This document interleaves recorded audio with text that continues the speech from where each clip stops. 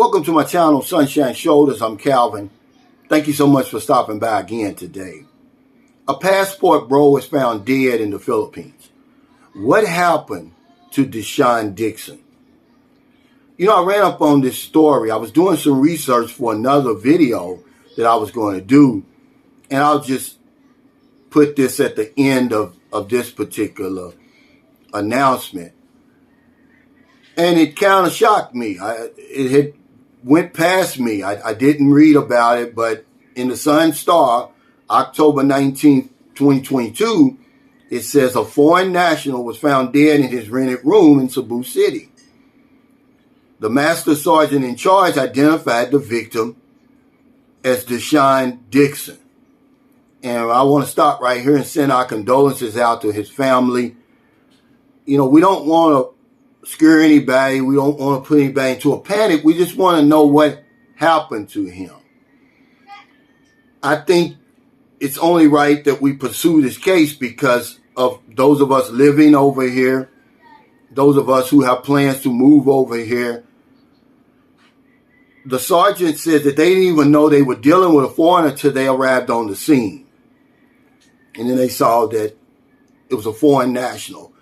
He said that Mr. Dixon had a cut on the nape of his neck, which is the back of your neck, around where your hair starts. And this is where it kind of gets strange to me, because he says this he must have fallen, and this must have caused his death. There's nothing definitive. The landlord said that the last time they saw him was Saturday, October 15th. He was waiting on food delivery. October 17th, which was that Monday, the housekeeper, she called him a houseboy, smelled a foul odor coming from the area, but ignored it. October the 19th, which would have been that Wednesday, the stench got so bad that she called the police, and that's where they found Mr. Dixon. He was an aspiring writer. I'm sure a son, brother, uncle. What little research I could find on him, he was starting on a series of books called Superheroes Academy. He was from Chicago, Illinois. I looked at his Facebook page. But then this story goes into a black hole. I can't find anything else about it. So if there's anybody out there who knows more about this case, please just let us know. We're not trying to meddle. We're not trying to open up a can of worms. But for those of us living here and having plans of moving here, I think it's important that we get some kind of closure, that we know what definitively happened to him. Was he murdered, or was it an accident? His name was Deshon Dixon. He was from Chicago, Illinois. He was a writer. He had a Twitter account, Instagram account, Facebook, and even had a couple of videos on YouTube. So please, if anybody has any information, put it in the comments. Send me a private email at calroach1@gmail.com. Let's get to the bottom of this, guys. It's very, very important. Okay, this ties into the video I was going to do, because that's how I ran into that article. It slipped by me, man. I read the papers every single day. I don't know how I missed that. It was only 4 months ago that this young man was found dead in his room. And then it's just like nothing else happened. There was no more articles about it, which sometimes that happens over here, especially when it involves a foreigner. But I want to talk about, if you have safety concerns over here in the Philippines, one of the safest places for you would probably be in a condo community. And I just want to talk a little bit about why I think that is, because most of us, we either move in a condo, apartment, house, our own house with a gate, or a subdivision, a gated subdivision. I just think that a condo is more safer, simply because of the security. They have so many levels of security. The CCTV, when you walk into any condo community, they're going to have that security desk right there. You're not going to be able to get past that. And even if you do, or the bad guys do, then how would they ever find your place? With all those other places in the building, there's always people milling around. There's so many witnesses. I just think you're going to be safer there. Usually there's one way in and one way out. All the Airbnb units that I've stayed in, they have those big security doors. And this would be the only place that I would even consider having a safe installed. Because if I have a safe installed in my house, there's a chance the wrong person's going to see it. Okay?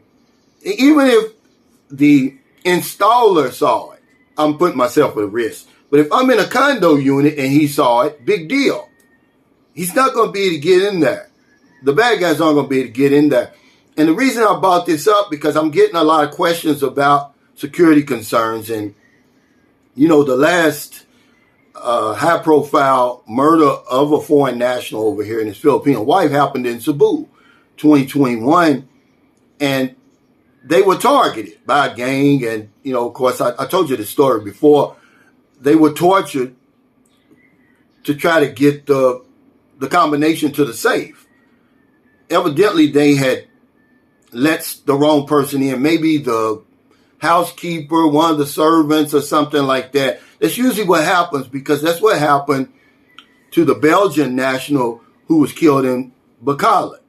They closed that case. They found out who did it. And what it was is one of their servants had gave out the information to the bad guys. The bad guys came in and, had robbed the place. And I think they were on their way out, but the Belgian, he defended his space. And they shot him 3 times in the stomach with an M16, and he bled out. But just in my humble opinion, and being over here, I just think that's the most secure place.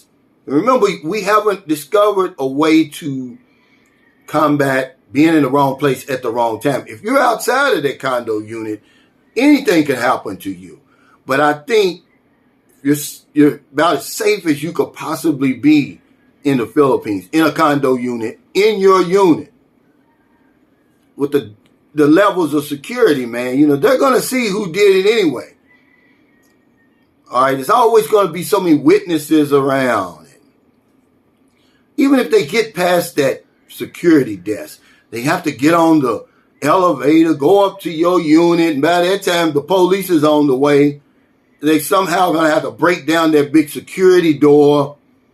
You're going to know it's an inside job. There's just no way they're going to pick your unit out of those hundreds, sometimes thousands of units. So if you got any security concerns about living in the Philippines, then that would be the way to go, because both of these foreign nationals that died, the one in Bacolod lived in a gated community.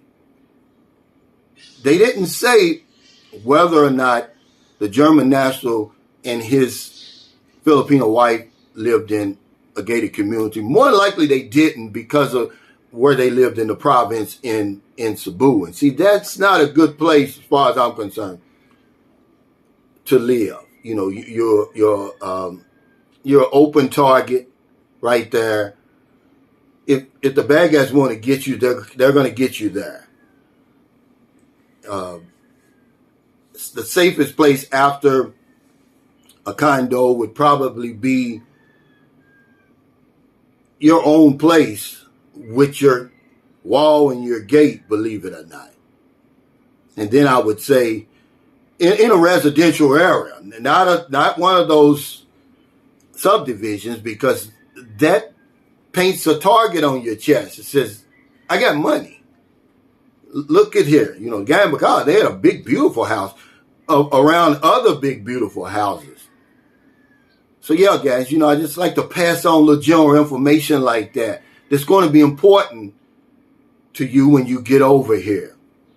I want to send out my heartfelt thanks to everybody who responded to that email, to that vlog about Stephen and his beautiful wife Marjorie,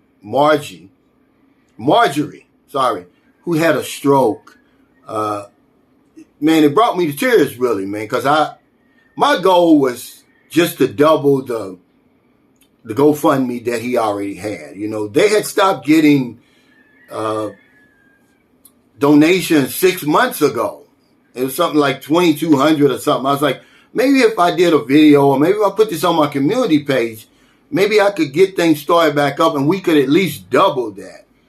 And man, you guys, man, I've got the best subscribers on YouTube. I always say that, man. And I mean, when I opened that up at first, because I haven't checked it, and I saw where an extra 1,000 was already on there, man, I promise you, man, the tears came in my eyes, man. But of course, everybody's not going to get that message. Somebody pushes back. Oh, I told you that you could find true love over there and you were wrong. And by the way, this guy's never been to the Philippines before. And listen, guys, when I share information with you, it's to help you. But he comes on there with all this combative spirit that's not going to help anybody. And you don't know if it's true love until you know. Most of us are never faced, guys, with that circumstance or situation. So he'll never know unless he has a stroke or she has a stroke. But yeah, he let me have it. He made that video all about him.